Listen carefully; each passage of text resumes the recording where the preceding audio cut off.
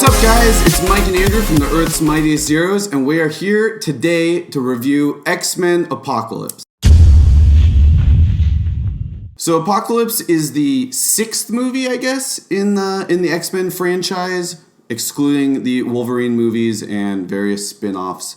And it's the fourth one directed by Bryan Singer. And up to this point, Bryan Singer has made some pretty damn good movies. The original X-Men is great. X-Men 2 is awesome.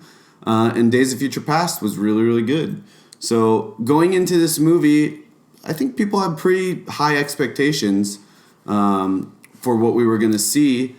Did it live up to the expectations? It lived up to no expectation. It was not that great. I was sitting in the theater and I was pretty bored most of the time. It was pretty boring. It was just not an interesting movie, really, at all. Like, I was disinterested for the most part. It was not the fun time at the movies that I want an X-Men movie to be. These characters are so much fun. There's so much you could do and that they have done with these characters. Right. And it just seemed like they dropped the ball a little bit on this one. I think that might be the problem. I think they've done pretty much everything they can do with the characters. Yeah. To keep it fresh. Yeah. Well, and you would think with a villain like Apocalypse, you would think that you would have something really great there because it's a great story. In the comics, they've done some really good stuff. In the classic animated series, Apocalypse was a great character. It just didn't... It seemed a little wasted on this. Yeah. Well, okay. Here was kind of my issue with Apocalypse in the movie. Mm-hmm. He is insanely powerful in the movie. Like, unbelievably powerful. Which is how he is. Right. But in the movie, it's kind of framed like, okay, there's no way that you can stop him. Yeah. Like, he's just done.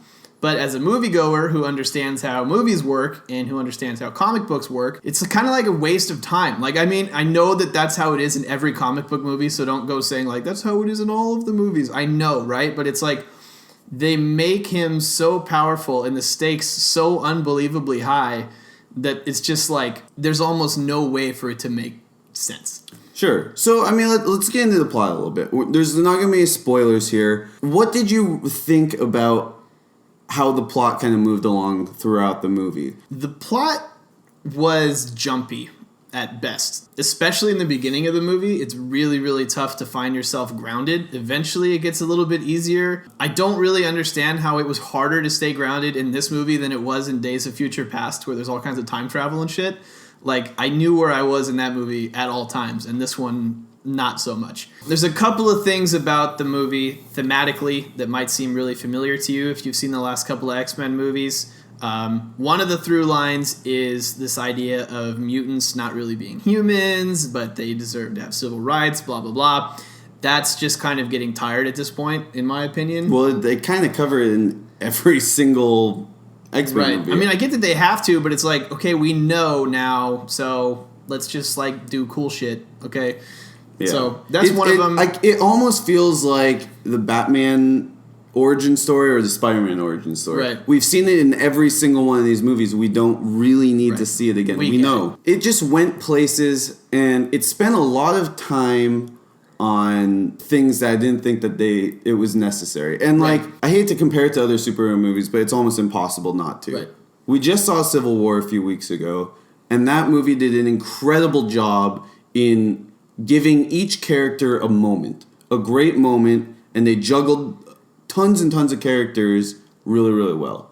This movie, I feel like they tried to do it, but a lot of times we're seeing characters that could be doing something really cool literally just standing there. Literally standing there. We spend a ton of time with Apocalypse and his Four Horsemen. But most of the time, they're just walking around. They're like we spend a lot of time with them, but they're not doing the kind of shit we want to watch them do.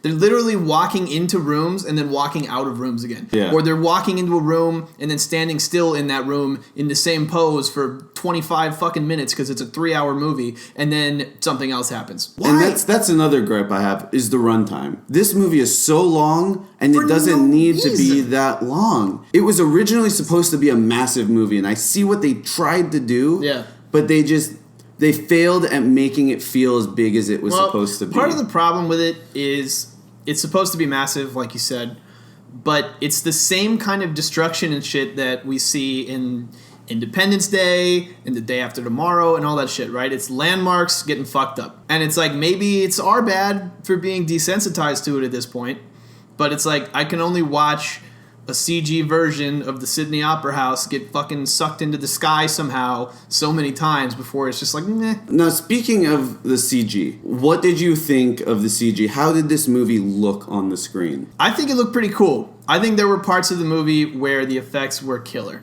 I also think there were parts of the movie where the green screen was really obvious. So it's kind of hard to say. I think the movie looked really awesome for the most part. Yeah, I thought the parts that were supposed to be really, really cool, I thought turned out really, really cool. I thought like the main action sequences were awesome. Then there was parts where I felt I don't know if they ran out of money, ran out of time, what it was, but there was some very questionable parts. So in this movie, we have a lot of new versions of characters that we've seen in previous ones, and new actors. There's some really up-and-coming people.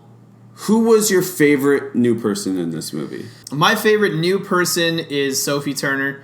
I think she pulled off Jean Grey in an awesome way.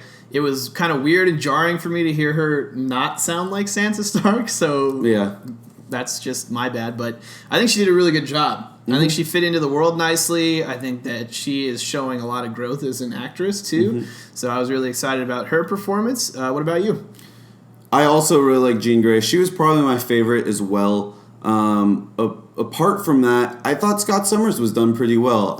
We really haven't seen a good Cyclops on screen. I think it's a good starting point for what Cyclops could really become. Yeah. And I thought it was pretty good. So apart from the new people, there was some familiar faces in Magneto and Professor X. James McAvoy and Michael Fassbender both gave really good performances, as always. I mean, they're kind of expected at this point to do really well. Jennifer Lawrence, I thought, did not do as good of a job. Yeah. I felt like she kind of phoned it in a little bit, and it wasn't that great. My problem with McAvoy in this movie was that he acted so much better than everybody else. Yeah. That it just made everybody else look kind of cheesy. It's true. But he fucking nailed it.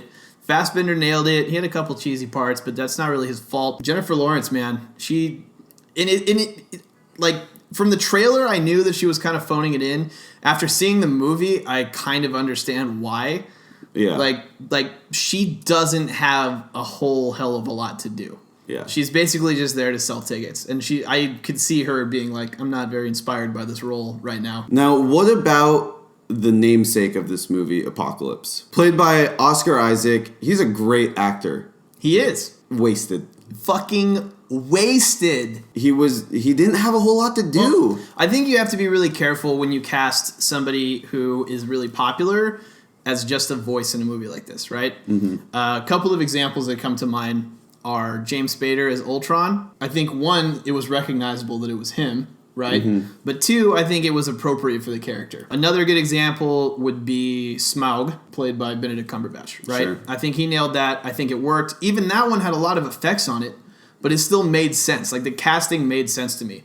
I felt like in this one, if they didn't put Oscar Isaac's name on the credits, I would have not been able to tell you who played Apocalypse. I kind of had a surprise person steal the show for me, and that was Quicksilver. I really didn't like him in Days of Future Past. I thought he was corny and kind of weird. He fucking nailed it in this movie. Like, he was funny. He had some great scenes. He had probably some of the best looking action scenes in the movie. And he matured as an actor since the last one, I think. Yeah, I mean, a lot of people, I feel like, loved his scenes in Days of Future Past, and I think that's why he got such a prominent role in this movie. Right. The one thing was, like, his main action scene, like, his main Quicksilver scene, felt really forced to me in this movie. Like, when it happened, I was like, okay, I understand that you need it there, but it's like, it frustrated me when it was happening. It was cool. Everything that was happening was cool. And it was a little bit long. Like, it was just like, I think so. I disagree. It was fucking badass. I agree that plot-wise, it really probably didn't need to happen, but it was fucking awesome. So overall, I think that we were both pretty disappointed by this movie. It's not a horrible movie. It's not the worst movie I've ever seen. It's way better than X-Men 3, but it still is just not...